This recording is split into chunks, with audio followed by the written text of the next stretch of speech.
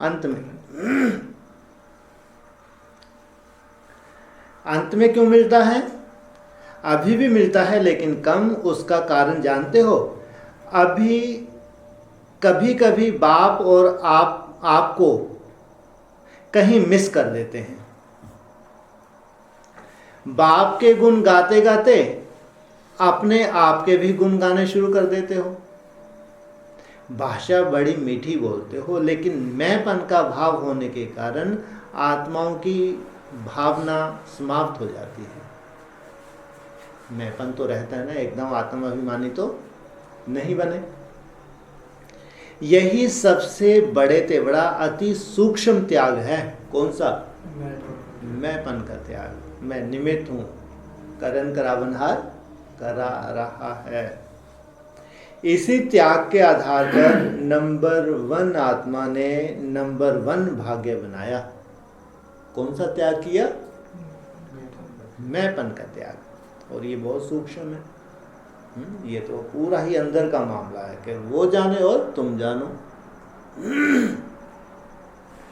और अष्ट रत्न नंबर का आधार भी यही त्याग है। जो अभी 8 में आने वाली आत्मा है वो भी इतनी सूक्ष्मता से चेकिंग करती हैं और अपने अंदर चेंज करती हैं ताकि कहीं भी मैंपन ना आ जाए। मैंपन कब आता है? मैंपन कब आता है? कब आता है? हैं? कब आता है? अहंकार को मैंपन कब आता है? कब पूछ रहे हैं? ये सेवा मैंने की। हाँ, जब कोई अच्छा कार्य हो जाए, हमारे कोई नई इन्वेंशन हो जाए, हमारी महिमा हो जाए, कोई विशेष सेवा के निमित्त बन जाए, उस वक्त मैंपन आता है। मैंने किया। तो बाबा कहते हैं हर सेकंड हर संकल्प में बाबा बाबा याद रहे। मैंपन समाप्त हो जाए। जब मैं नहीं तो मेरा भी नहीं। जब मैंपन ही निकल गया तो मेरा तो एक बाप, दूसरा न कोई। मेरा स्वभाव, मेरे संस्कार, मेरी नेचर, मेरा काम या ड्यूटी, मेरा नाम, मेरी शान, मैंपन, यह मेरा भी समाप्त हो जाता है। मैंपन और मेरापन समाप्त हुआ, यही समानता और संपूर्णता है। मैंपन और मेरापन। आप मुए, मर गई दुनिया। स्वप्न में भी मैंपन ना हो।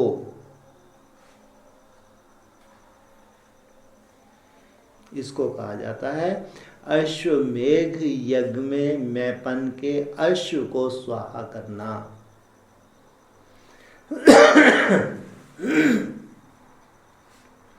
भविष्य में अश्वमेघ यज्ञ होंगे नहीं होंगे? क्या मतलब होता है इसका? मन रूपी घोड़े को। अरे भविष्य की बात करें। मन रूपी कहाँ हो गया मन रूपी घोड़ा? इसका मतलब है क्यों फेमस है ये अश्वमेघ यज्ञ?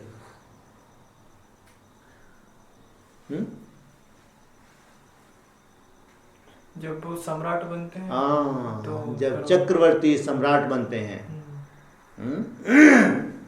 तो वो एक चैलेंज होता था कि हम चक्रवर्ती सम्राट हैं, आपको हमारी अधीनता स्वीकार करनी है, तभी हम चक्रवर्ती हैं, सम्राट। अगर आप हमसे पावरफुल हैं तो आप हमारे अधीन नहीं हैं, तो हम चक्रवर्ती सम्राट कैसे हुए? तो यज्ञ रचते थे।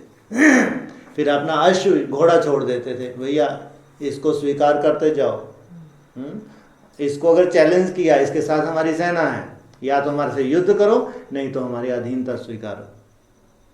तो वो अपने मुकुट सब जो भी गिफ्ट को घोड़े में डालते जाते, माना स्वीकार होता जाता था। अगर ये भी अधीन, अब कोई अटका तो मर। अगर किसी ने तलवार उठाई कि नहीं मैं, तो समझो उसको मरना ही है। ये भक्ति मार्ग की एक रस्म थी। तो वो चक्रवर्ती सम्राट यहाँ क्या करते होंगे? जब ब्रॉड ड्रामा में उनके शूटिंग की है तो शूटिंग यहाँ करेंगे। ब्रॉड ड्रामा में तो वैसा जिया है उन्होंने, तो यहाँ कैसे शूटिंग करते हैं वो? चक्रवर्ती सम्राट की बात कर रहे हैं, छोटे मोटे राजाओं की नहीं, जिनको अधीन होना है। बोला ना अभी, क्या बोला? कौन सा अश्व? मन रूपी। हाँ, आपने मन रूपी जो घोड़ा है उसको कंट्रोल करते हैं यहाँ पे।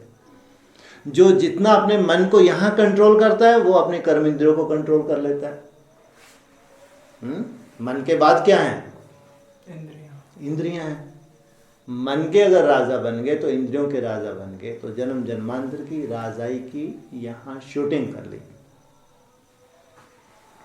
तो इसलिए कहा अश्वमेघ यज्ञ में मैंपन के अश्व को स्वाहा करना है, यही अंतिम आहुति है।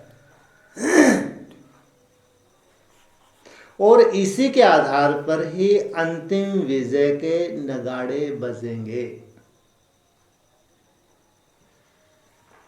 संगठन रूप में इस अंतिम आहुति का दिल से आवाज फैलाओ। कौन सी अंतिम आहुति? मैंपन का त्याग। फिर यह पांचों तत्व सदा सब प्रकार की सफलताओं की माला पहनाएंगे। ये है प्रकृति की अधीनता।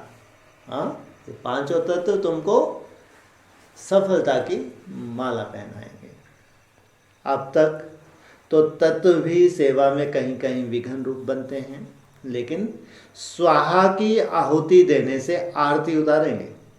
तुम स्वाहा हुए और वो कितने तत्व हैं? पांच तत्व। चैतन्य है, जड़ी है? चैतन्य भी है। अभी क्या हालत है उनकी?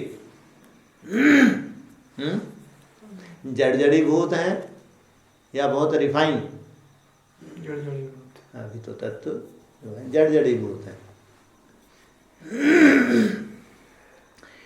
खुशी के बाजे बजाएंगे। सब आत्माएं अपनी बहुत काल की इच्छाओं की प्राप्ति करते हुए महिमा के घुंघरू पहन नाचेंगी। तब तो अंतिम भक्ति के संस्कार मर्ज होंगे। ऐसी भक्त आत्माओं को भक्तपन का वरदान भी अभी ही देंगे। आप इष्ट देवात्मा द्वारा वरदान मिलेगा। कोई को भक्त तु आत्मा का वरदान, कोई को ज्ञानी तु भव आत्मा का वरदान। सर्व आत्माओं को अभी वरदानी बन वरदान देंगे। साकारी राज करने वालों को राज पद का वरदान देंगे। ऐसी वरदानी मूर्त कामधेनु आत्माएं बने हो। जो आत्मा जो मांगे तथास्तु,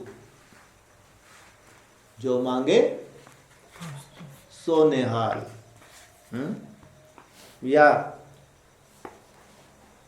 मांगे कुछ, उसको प्यास लगी है, तुम ले जाके 56 का भोजन रख दो। लगी क्या है उसको? तो उसको नहीं कहेंगे तथास्तु। ऐसी आत्माओं को सदा समीप और साथी कहा जाता है। ऐसी वरदानी आत्मा